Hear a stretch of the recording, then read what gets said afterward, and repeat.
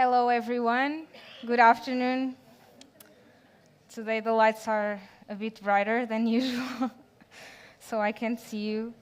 Well, welcome everyone to this special edition that we're hosting today.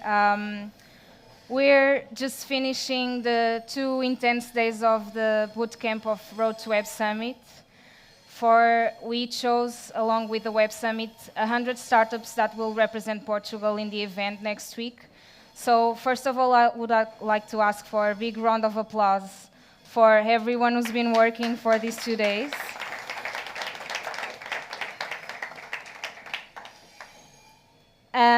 Preparing for this conference is always a bit crazy and difficult. It can be hectic. It's a lot of people. It's a lot of goals that can be reached. So it's very important for us to really try to stop and focus and ask ourselves what are our real goals for these days and how can we prepare. This is why today we gathered here 3 people that will help us think about how we can prepare better to the conference. We'll have an investor, corporate, and also someone from Web Summit who will tell us all the best tips and secrets to take the most out of the conference. This year, Portugal will have the biggest stand at the Web Summit, so I want to urge you all to visit us at Pavilion 4, E447, okay? So if you want to join us. So today, for our warm-up pitch, I'm going to ask 3 startups that were today at our Road to Web Summit bootcamp to pitch their startups. So to start, I want to ask Oleg Redko, directly from Ukraine, who's going to pitch BizBiz.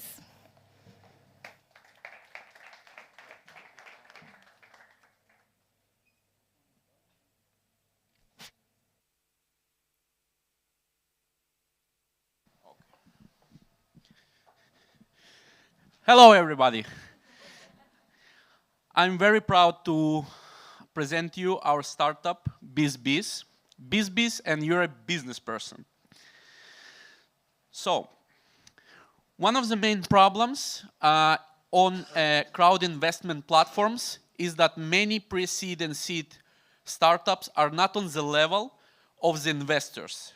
So, what we did is to create, first in its kind, platform with crowd investment automated system and in the same time a business acceleration services to these startups and also to the investors who are searching and scouting good startups and innovations.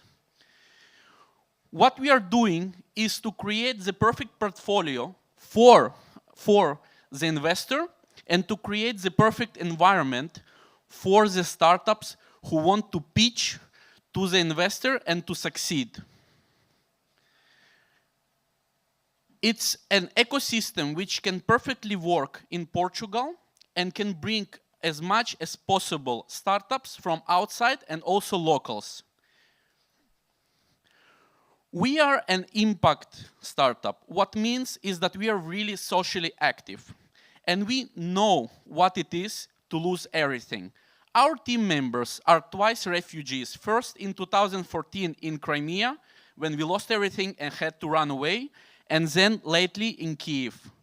So we know what it is to start from zero. We know the struggle, we know the problems, we know the path that a person has to go from being pre-seed, seed, the path, so to succeed and being able to pitch in the perfect way and to get the needed finances in different ways to his or her startup. That's why we are giving the both paths. We are giving the possibility to go through the path of business acceleration or to go to the path of crowd investment.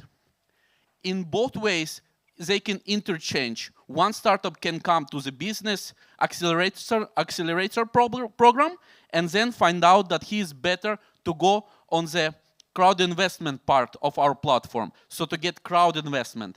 And the same vice versa. He can come to the crowd investment and understand that he's not on the level still, so to be there and he may be lost, and then to go to the crowd to the business acceleration part. We are planning to integrate all the refugees which are coming to Portugal, which are tens of thousands of people, not just from Ukraine, but from all over the world. We are planning to be a very sustainable and a very socially oriented business. We think that this is the best step to start from. We even created our office in the Meta Horizon workrooms, so to be the first company which is going to make the startup round pitchings inside the meta world.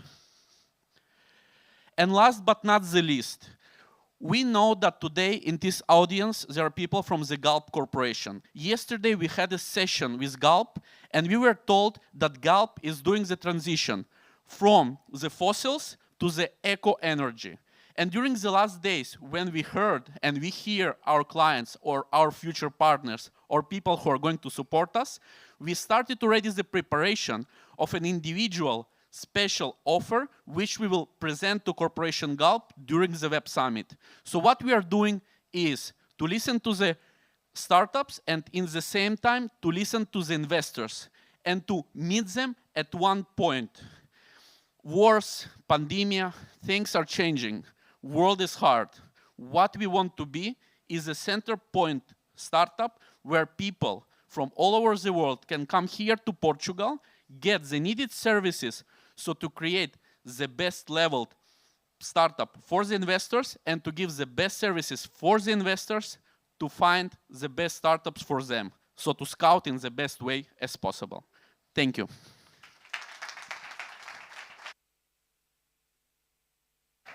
Thank you, Oleg. And now, to pitch Do to Give, I call Pedro Felipe.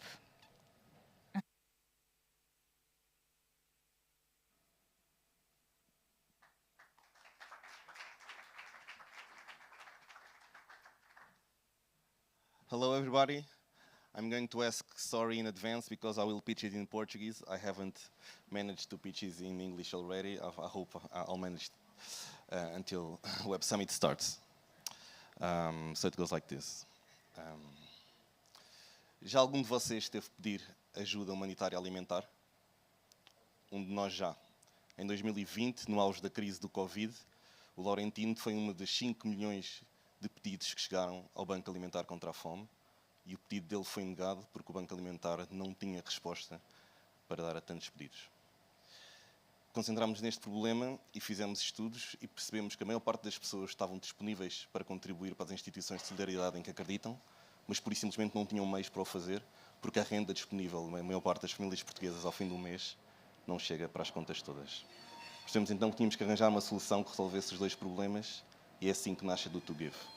A Do to Give é uma app de cashback solidário que permite aos utilizadores, sem qualquer custo, ajudar quem mais precisa. Como? De forma relativamente simples. O utilizador vai, imaginemos ao hipermercado, faz uma compra, passa o QR Code e 6% do valor daquela compra fica na app. Metade vai ficar para a sustentabilidade da própria app e a outra metade para uma wallet virtual, onde ele depois poderá também, na aplicação, escolher a causa em que mais acredita. De uma forma transparente, eficaz, rápida e sem gastar mais um cêntimo do que teria que gastar no seu rendimento ao fim do mês, pode contribuir para ajudar as instituições de solidariedade social, que no fundo todos sabemos que é quem faz o trabalho no terreno. É assim, a Do to Give. Por isso a verdadeira pergunta que têm que fazer a vocês mesmos é: What are you willing to do to give? Obrigado. Obrigada, Pedro. And now, to pitch e-breathy, I call Ana Filipa Rebelo.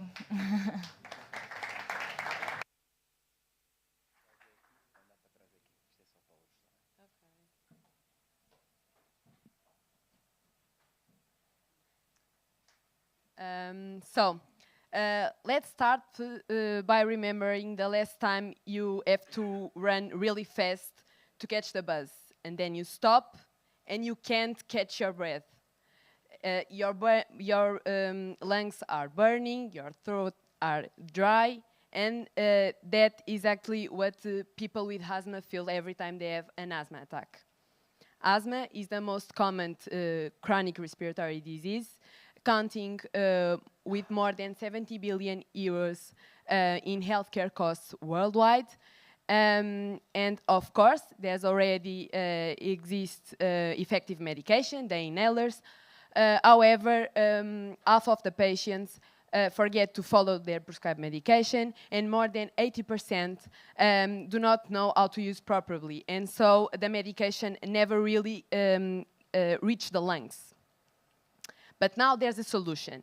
Hybridi, that is a smart inhaler composed of 3 components: a sensor that attaches directly to the inhaler the patient already uses and collects data about the airflow during the inhalation, and collecting them and send it to our mobile app. Then we have a patient management platform for the doctors to follow the therapeutic adherence of their patients. By using our mobile app, patients can evaluate if they are doing their medication right, by evaluating their inhalation profile, and also can receive reminders to take their medication. Healthcare units want us because we save them both time and money, and patients really need us because we cut in half their asthma attacks and increase their quality of life. In terms of the market size, there are 1 million new patients being diagnosed with asthma every year, and only in Europe we have 30 million patients with asthma, and 60% of them use the inhalers. Our team is ready. We combine both technical and clinical knowledge. We have a pediatrician that contacts close with the problem and with children with asthma. We have me, biomedical engineer, and together with the computer scientist, we develop our product. And we also have expertise and knowledge in the product development, legal and regulatory affairs, and together with our partners, we are ready for our next goals, for the validation and the testing of our product, the clinical trials, the CE regulation and certification, and of course, to get ready to go to the market. And for this, we are asking for 250,000 euros for the next 2 years, and join us, and let's make it easier for asthma patients to breathe.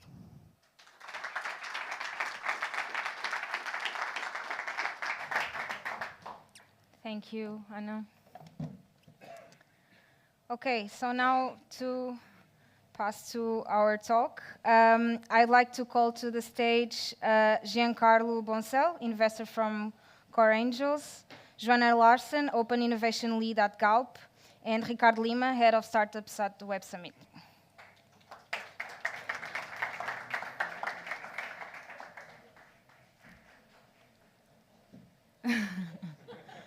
Oh, someone has a cheerleader. Many. Okay, so first of all, thank you guys for accepting our invitation to be here today. I wanted to start maybe with Ricardo. Well, you've been working with startups at the Web Summit since 2017, right? Yeah. So what do you think are like the most common mistakes startups make when preparing and at the Web Summit? Okay, so the first mistake is actually not preparing. Okay. So Web Summit is a massive event. And as I said yesterday, especially for small startups, it represents a big opportunity, yes, because we are able to attract a lot of people that otherwise would not be in Portugal.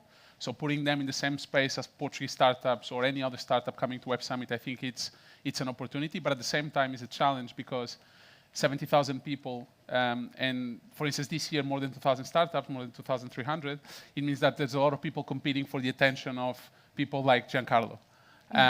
So in that sense, it's very, very important for any startup attending Web Summit to take the time to actually prepare, to make sure that you have a list of people that you want to engage with, that those people are actually relevant for your business. So say in the case of an investor, that you know their investment thesis, you know at which stage are they raising, at their investing, which industries, etc., etc. And then when you send the message, that the message is so relevant that they actually reply, because everyone that went to Web Summit, or if you haven't been to Web Summit, we have the app. You'll get a lot of messages in the app. Some messages are relevant to you. Some messages are not relevant to you. So the same way for us that we're participating in, we get those messages, it's actually important that you take the time to prepare. So I think that the first mistake is not taking the time to prepare, because at the end of the day, you're coming to an event, and again, especially for a startup, the resources that they have is time, money, and energy, and they're deploying the three of them coming to an event like Web Summit. So having the time to actually prepare with your team, making sure that you have goals, making sure that you know how to achieve those goals, and making sure that you engage with the event itself is crucial. In most cases, what happens when someone comes to talk to us after the event, they say, I didn't enjoy the experience, is because they didn't take the time and they weren't proactive enough in order for them to take advantage of the opportunities. Yeah.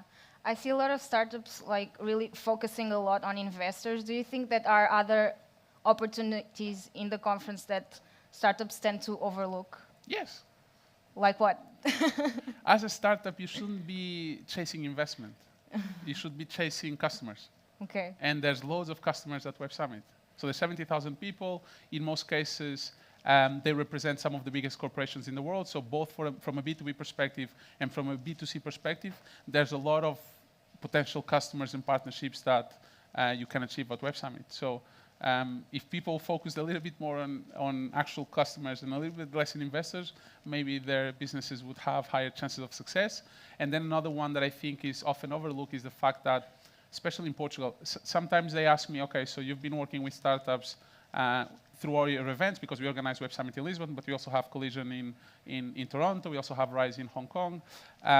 So we've been able to get in touch with a lot of startups from many different places. And one of the things that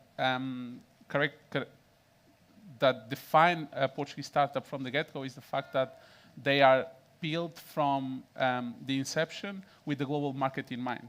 And Web Summit provides an incredible opportunity for them to connect with people and that can potentially help them in that internationalization. We are able to have at Web Summit many different public officials, both local governments and national governments, that are able to kind of do what you guys do inside of Portugal, right? It's like making sure that people have a framework that they can go to and clarify any expectations or questions that they have when expanding internationally. Okay, thank you. Giancarlo, now to you. Can you explain us a little bit about like which startups do you work with? Like what do you do? I'm here with kind of two hats. One is I'm by myself. We have our own company, which is a startup studio, which invests in very early stage ventures, where we basically create the venture together with the founder. And there we focus mostly on B2B or B2C type of platforms, some of which has been presented already here today. I think it's very interesting. But that is very early stage. With Core Angels, which I think is where I have a bit more clout than just with myself and my own startup studio. We look slightly more than its seed type of investments, where the team is ready, there's already revenues being made, and there's a clear opportunity to scale internationally. But there should still be kind of a reason why you are here in Portugal. So that is very clear. And I think it's good for all the investors that you at least have a base or have a reason why you look at a specific geography, and therefore also attract the startups that are there. So this is with Core Angels, which is a group of angel investors that gathered here in and around Lisbon, but also have other, let's say, groups around the world. I think there's roughly 10, 15 of them right now. They will look at, okay, what sort of startups come here to Portugal or are being set up here, and why should we invest in them? And one of the reasons is that there should be a real relevance here for Portugal, and a real opportunity also business-wise and team-wise for them to scale. Okay. In conferences such as the Web Summit, what is your main focus usually? Do you have like a... Yeah, for me, so I was taking notes there. I still have a lot of preparation to do, that's for sure. And I think indeed that is important to get the most out of it, because I've been there now, I think for the past 4 years, no, not the past 4 years, but I've been in the last 5 years, I've been there 4 times. That's correct, right? I'm not lying. I'm not missing an opportunity. Yeah, okay, that's fine. No, and I always got the feeling it was overwhelming, particularly after COVID. That was the first big event I went to after COVID. I even got this a bit more, but that's more on the personal side. indeed, preparing there, go figure out what you want to do is very important. What I look for is on the one hand inspiration, and I usually get that mostly by talking to people rather than watching a presentation or another panel discussion where people just say whatever they want without any necessarily a lot of substance. No pun intended. But I think that is great for me because you see some trends, but mostly you interact with people that are actually working on something. I think that's great. What I then also try to do is to connect with people that I have met before, but there's a lot going on and throughout the year, and the Web Summit is just a place where people come from all over the world and you can reconnect. So this is also very important for you to think ahead when preparing. You may not land the investment or the partnership or whatever customer you land there this year. Bear in mind that you build with your startup or in whatever shape or form, you build relationships for the longer term. So this is a fantastic opportunity you have here with Web Summit where you do not need to travel the world, actually the world comes to you. And this is also a great place then to reconnect. So this is, I think, another valuable opportunity that's presented. Okay. Joana, can you explain a little bit what GALP Upcoming Energy does with startups? Sure. I think that maybe yesterday you guys already heard a bit about this, the ones that were here before. But basically, so GALP is a Portuguese company for those that maybe are from abroad and do not know this. And we have GALP Upcoming Energies, which is our open innovation platform. Through this platform, what we do is we try to open GALP up to the outside world. And we try to connect with basically everyone that can be a potential partner to us. And that is mostly startups, or at least on my area, it is mostly what we do to connect with startups. But it can also mean collabs or anyone that is doing research that actually can interest us, or even universities that have very strong background in tech. And what we do through GALP Upcoming Energies is that if we take innovation as a funnel, we would be at the beginning of the funnel. So we would be using Web Summit, for example, as a tool to get to know people and to understand what type of people we can actually come across and bring to our business through partnerships. Because most of the scouting that we do, at least in our team, is through our innovation centers. So I would kind of try to give you a bit of a broader perspective on how this works. We have 3 innovation centers that mirror our business units. So one of these centers is the Production and Operations Business Center. This innovation center works in trying to get our core business and traditional business, which is related to oil, to actually become more of a circular economy type of business while we can still have to maintain it. And we do this through, let's say, searching about technologies such as carbon capture and utilization and storage, or low carbon fuels, or green hydrogen, so basically different types of energies, and try to kind of reshape this part of our portfolio. Then we have the Commercial Innovation Center, which has 3 main focuses. One of them is retail, the other one is mobility.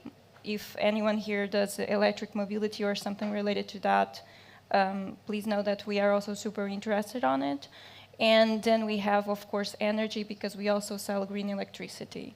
So it's basically a very wide scope. And then we have another business and innovation center, which is related to renewables and energy management, in which we explore everything that has to do, obviously, with renewable energies. And this is truly what is the future of our company, the part related to renewables. And we explore new technologies such as, for example, agri-PV, which is basically merging agriculture with solar panels.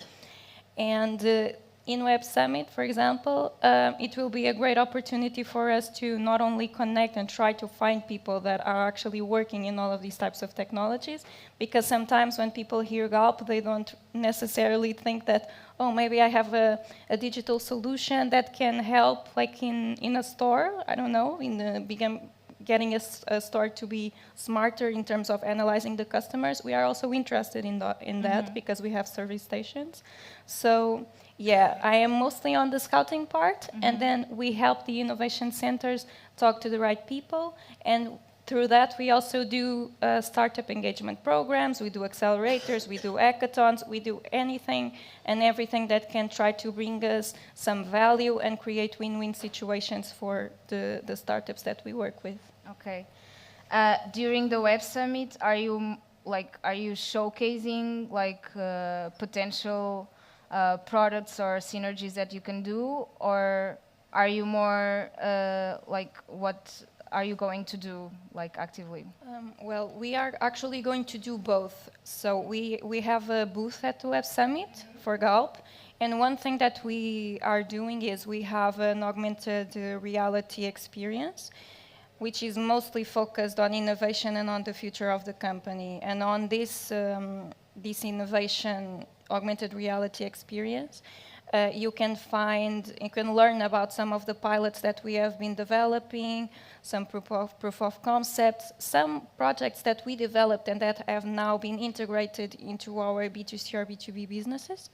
So that's super interesting. And one thing that we also tried to do this year was to actually bring some of the startups that we work with and integrate them in the booth, not only in this experience, but also actually have them there. For example, we are working with this startup that is called Swabi, and also with Boost Portugal in terms of logistics. And we are going to have a battery swapping station in our stand. We are also going to have this Sensei. Sensei is the name of the startup. It's basically a smart cabinet in which you can put all types of things that you can have. We're actually going to put some gummy. It's not really gummy bears, but you will see when you are at the Web Summit. But it's going to be some sort of gift after people exit our experience, and it's smart, so you can open it directly with your phone. And then we are also going to have some benches there, which are from a startup that is called OmniFlow.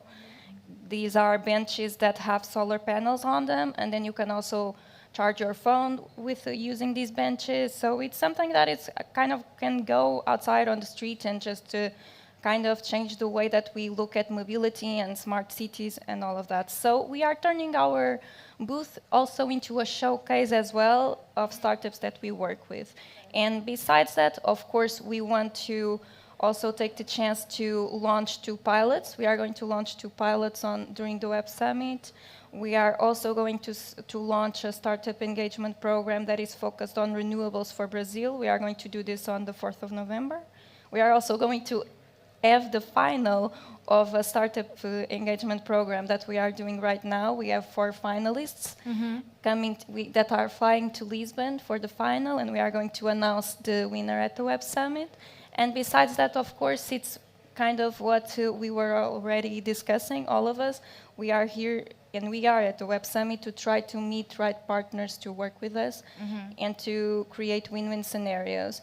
And also, and I must mention this as well, because yes, not everyone must be looking for investment, but GALP also has a corporate venture capital team. Okay. It's outside of the innovation department, but still it's important to note this, because if anyone is working in energy transition or somehow digitalization as well, we might be interested, and we have people that can talk to you.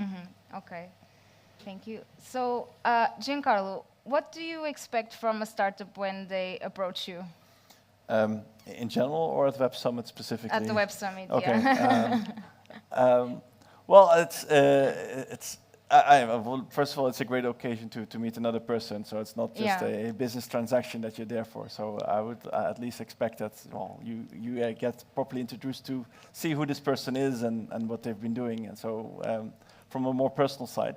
On the other side, I think it's except for the why and the what, I think, which can be grand visions and groundbreaking innovation, which is nice. I myself am particularly always quite interested in the how you're going to bring it to market, because I see this is where a lot of struggles happen, not only in Portugal but worldwide, and particularly partnerships can often help there. So I think I want to reiterate the point that use the Web Summit also to forge those partnerships because they can really help you in your go-to-market. But in many cases you see, and particularly in the area where I'm always often looking at is platform types of businesses, so marketplaces, it's often situated in people that want to create both at the same time. So they want to create the supply side and the demand side at the same time, which is very difficult. It costs you a lot in marketing and in sales and in technology, and that means that your startup may not be on the best path. So I think after you've explained what you'll be doing, I think I'm always very interested in what makes you different in the execution. Is there a partnership, or is there a way that you are really able to convince your first set of customers that makes the rollout of whatever you've developed, or been developing, makes that much more tangible and also much more, let's say, less theoretic, but much more practical and realistic? I think that is something that I'll always be probing for. Okay. And you, Joana, when like startups approach you for potential partnerships or so, like what do you expect? What information do you expect to learn from them? Just like in a short pitch. Well, I agree with what Giancarlo said, and I think that in the beginning of our conversation, you also made some very good points, and you mentioned preparation.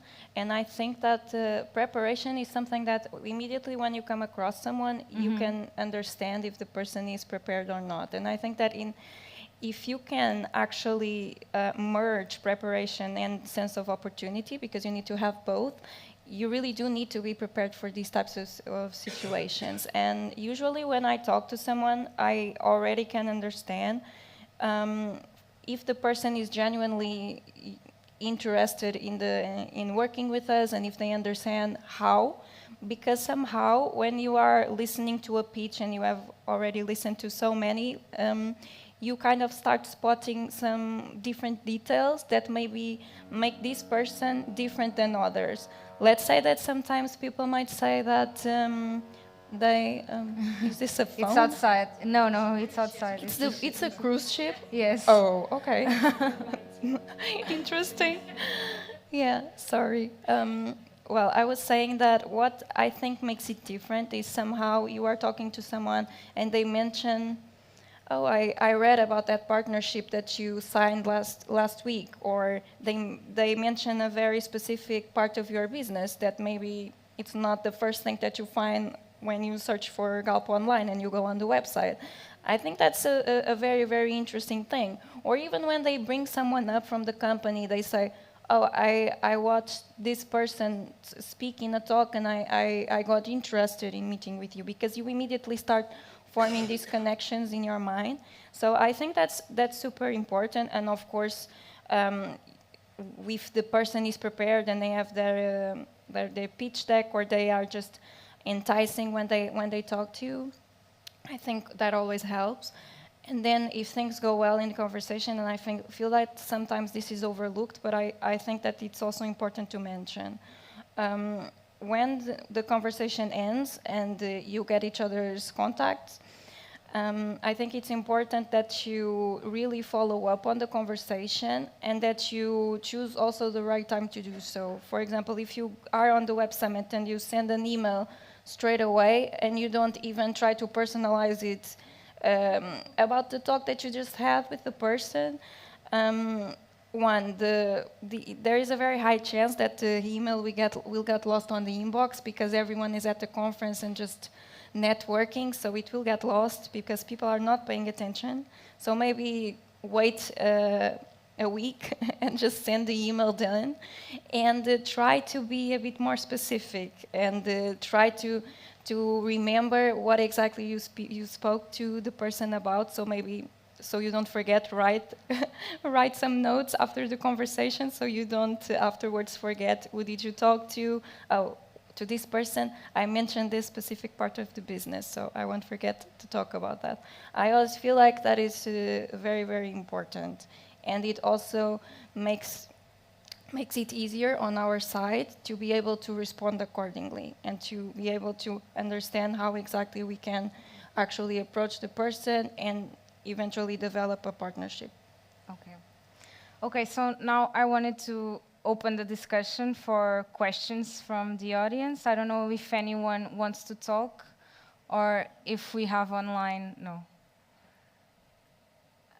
Questions? Well, then, yes, I guess so. Everyone's really prepared for next week. Well, while people are still shy, I can go for one last round. So if you could give like one last tip and like more important for anyone who's preparing for next week, what would it be? Just one. Yeah. And I start. Yes. Okay. One tip. I'm going to be like a broken record. I think it's the goals. It's Yes. like in most cases what happens when you go to an event like Web Summit is that it's overwhelming, especially if it's the first time, both in terms of the number of people that are there, but in terms of the speakers. As Giancarlo was saying, there's a lot of people that don't necessarily go to Web Summit to see the speakers, but I do think that there are some really, really cool speakers. There's also content that is interactive, so that you can actually interact with the speakers. There's a really cool one that particularly I like a lot, which is Q&A stage, which essentially we bring a speaker and then people get to ask them questions. So I think it's really cool. But ultimately, it comes down to your goals. Like the conference is just a sea of opportunities there, and not every opportunity should be grabbed by everyone, because everyone has different goals. Whether those goals are personal, I think you should have personal goals, but you also should have company goals in the case of a startup. Okay. And ultimately, an advice, just have fun, enjoy the experience. I think it's really, really cool. I think the event has a really cool energy. I think the city embraces the Yeah, you event. didn't talk about Night Summit. I was gonna do it. It's like, that was my leeway. And if you can, you should go to Night Summit. This year is gonna be really, really cool. So, can I? Okay, Yeah. so so Tuesday the 1st is going to be in Hub Creative do Beato, which is very, very close by. It's going to be exclusive for Web Summit attendees. Then on Wednesday, it's going to be in Pink Street. We're actually extending Pink Street. Really? We're going to add 170 meters of pink carpet to accommodate more people. That is going to be open for people to actually attend also if they're not coming to Web Summit. And on the Thursday, we're going to do Pavilion Carlos Lopes, also exclusive for Web Summit attendees. That one is going to be really, really cool. In the 5 years that I've been to Web Summit, I've been to Night Summit a couple of times. Usually I'm working or very, very tired, obviously. But I'll try my best to be in the one in Pavilion Carlos Lopes, because it's going to be really, really cool. Okay. Have you guys heard of any success stories from the Night Summit? From startups? Success? What? Yes. The way you asked that question was like, I don't know what exactly. I was going to ask now. It's like, what is success? Sometimes there are stories about how I met an investor at Night Summit, or how I got a deal, or what kind of deals again? I don't know.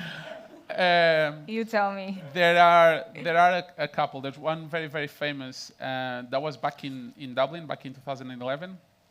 So Travis Kalanick, the founder of Uber, signed the Series B term sheet at Night Summit.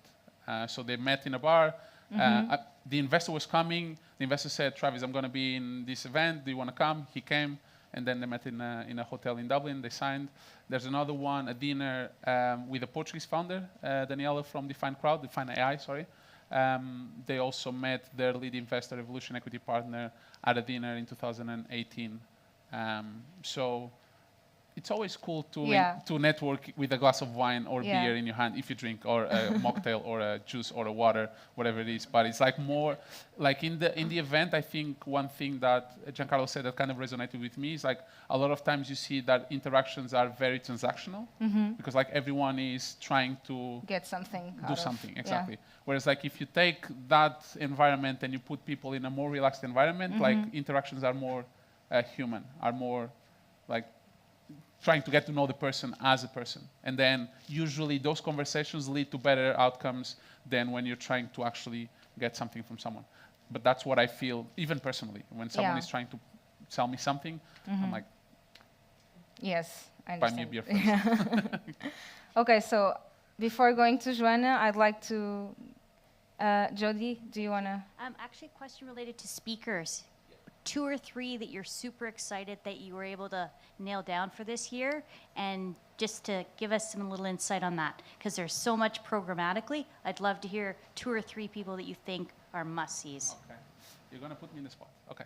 So one that I'm really, really, really curious to see, he came last year as well from a startup perspective, and we did a couple of things with him, and he's incredible in the way that he asks questions to startup founders, is Chuck Froston, the president of Y Combinator. He's just incredible to see when he hears a pitch and actually break it down. So we're actually having one Q&A session with him.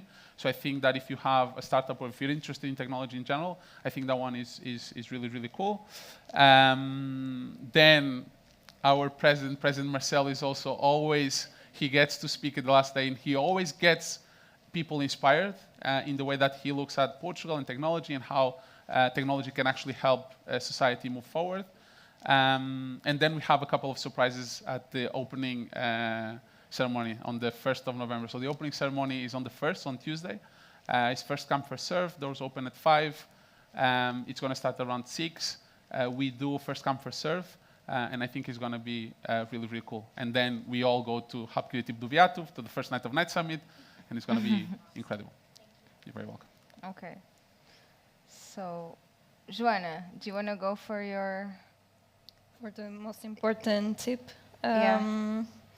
Well, I think Ricardo already spoke a lot about this, but I would just add a bit to what he said. So I think that you prepare and you have your goals, and if you are lucky enough to go with a team, so if you have your company and you have more than one ticket, maybe try to prepare as a group. So you're a team and the event is huge. There are so many things to do. So maybe just in order to capitalize everything to the maximum and to bring in as many opportunities as possible, try to split your time.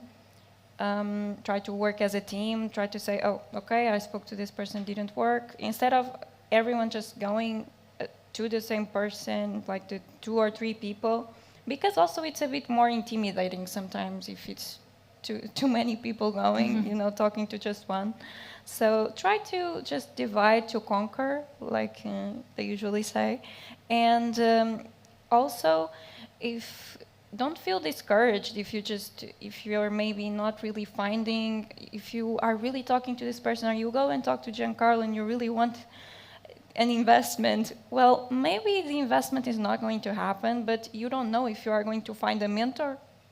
You don't know if you are going to find someone that can give you business advice, because sometimes people are not really on the same page on something.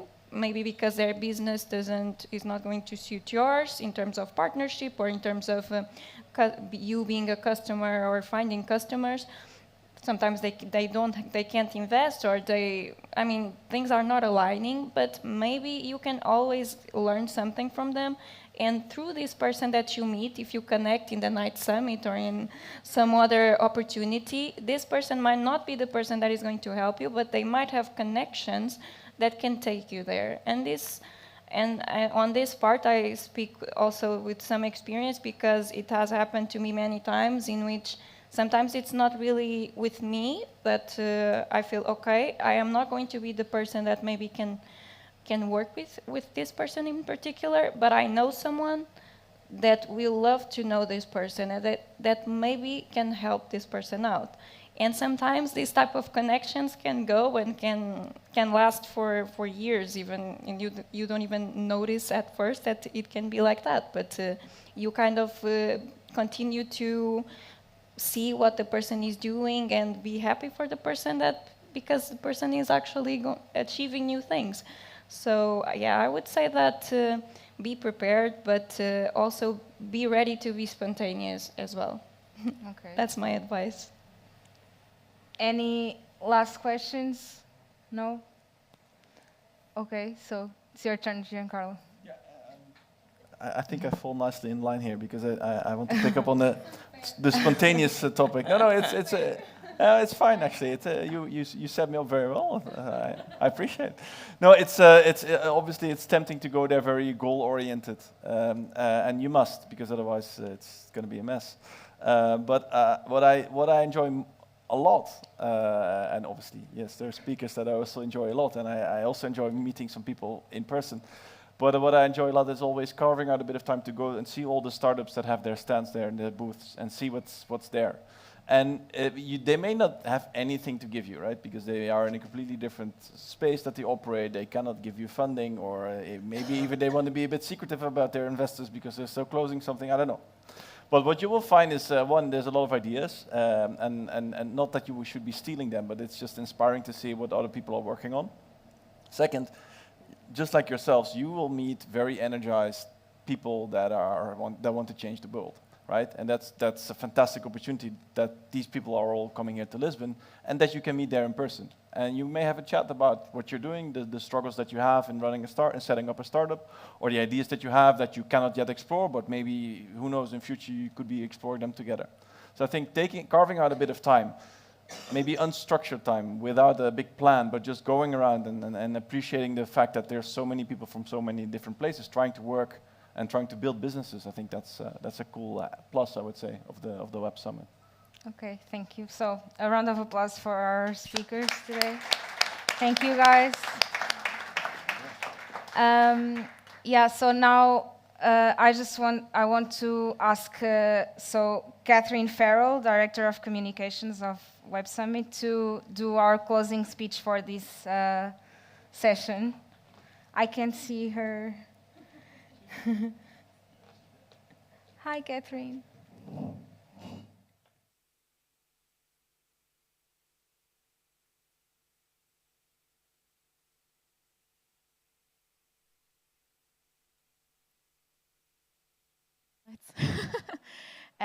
Thank you, Patricia, for organising this. This is my first startup or Road to Websummit or Startup Portugal event. I hear you do one a month, so incredible work. And yeah, I don't really have much more to say other than what Ricardo very eloquently said. I think the preparation is obviously key, but one thing we've kind of noticed in our preparation, because obviously we just see so much coming through that's going to be at the event. And with regard to like Road to Web Summit as a program in general, it's great to see the quality this year, and also the focus on impact and like tech for good, I guess. We run an impact campaign as well, where we specifically look for startups that are in that space. It could be climate tech, health tech, anything addressing climate change. And it's really important that you'll see the theme across Web Summit as well, where, we want tech companies and founders and early stage founders to really be focusing their skills in that direction as well. So it's really clear to see that that's evident in the Road to Web Summit program. And then also just like be wary that there's like 70,000 people that are going to fly in to see the city and the tech talent and you guys as well. And that's like investors from all around the world. So we're so excited, and I think you never know who you're going to meet in the queue for a burger, or even people coming in through the airports always end up like making pals. So I think always just be open-minded, and the guys said it very well, just open to opportunity all the time. So yeah, we can't wait, and it's amazing to showcase Portugal in this kind of way throughout the few days. So lots of water, good shoes, a little bit of drinking, and you should be fine. So thanks so much for having us. This is really great. Cheers. Thank you. Thank you. Okay, so now it's time to go for a drink. I want to thank Catherine and the whole team of the Web Summit, because they've been incredible, not only organizing Web Summit in Portugal and doing this great job within our community, but also with Startup Portugal, with Road to Web Summit. So I want to also ask another round of applause for them.